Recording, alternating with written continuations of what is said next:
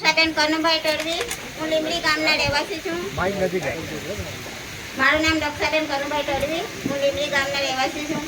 એકદમ ટેચુની નજીક મારું ગામ આવેલું છે. ટેચુની સામે જ હું રહું છું. અને અત્યારે જે રોજગારી આપવામાં આવી હતી અમને, એ રોજગારી પણ આ લોકોએ અમારી જોડેથી છીનવી લીધી છે. અત્યારે ગેટ નંબર 5 સામેનો બંધ થયો છે, એટલે અમારી રોજગારી બંધ થઈ ગઈ છે. એના માટે હું સાહેબશ્રીને વિનંતી કરું છું કે વહેલા તકે અમને રોજગારી અપાવો. અને હું એકલી છું, વિધવા છું. આ લોકોએ છોકરાઓને પણ નથી રોજગારી આપી કે એમને પણ નથી આપી. અને અમે કંઈ બોલવા જોઈએ તો ભાજપના નેતા આવવાના હોય તો અમને ખદેડી મૂકવામાં આવે છે. અને કાચું ફ્રૂટ અમે લાવીને વેચતા હોય, બહેનો ઘણી બધી છે, ભાઈઓ પણ છે. અને અમને તરફથી એવું કહેવામાં આવે કે ભાજપના નેતા આવે છે ને તમે અહીંથી હટી જજો. તો હવે 4-5 દિવસ લગન એ નેતા અહીંથી જાય ને નર્મદામાંથી, તો એ સુધી અમે ખાઈએ શું?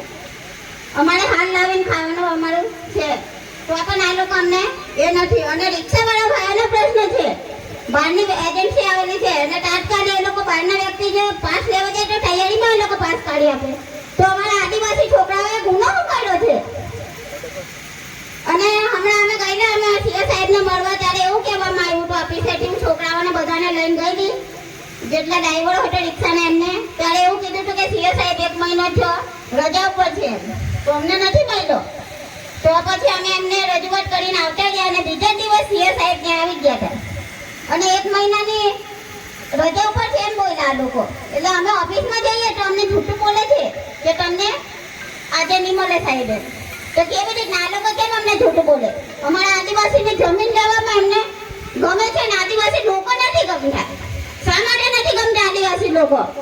અને ટેચુમાં નોકરી કરતા માણસોને આમ આદમી પાર્ટીમાં ફરો છો તમે એમ કરીને છોકરાઓને રોજગારીઓથી કાઢી મૂક્યા છે. 17 તારીખે મારા પાસે આવ્યો હતા ગોળા ગામના કનુભાઈ ને એ લોકો બધા આવ્યા હતા. મને કે બેન અમને અંદર લઈ જાઓ. તો અમે ગયા ત્યારે કે તમારી જગ્યા નથી એમ. તો એ લોકો રોજગારીમાં હતા, એમની જગ્યા જઈ ગઈ.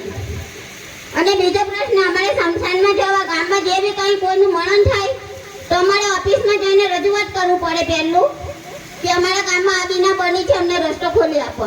ત્યારે આ લોકો રસ્તો ખોલી આપે. તો હવે અમારે જવું ક્યાં? એટલે અમિતભાઈને કામ છું વહેલી તકે અમારો પ્રશ્ન લાવો અને સોલ્વ કરાવો.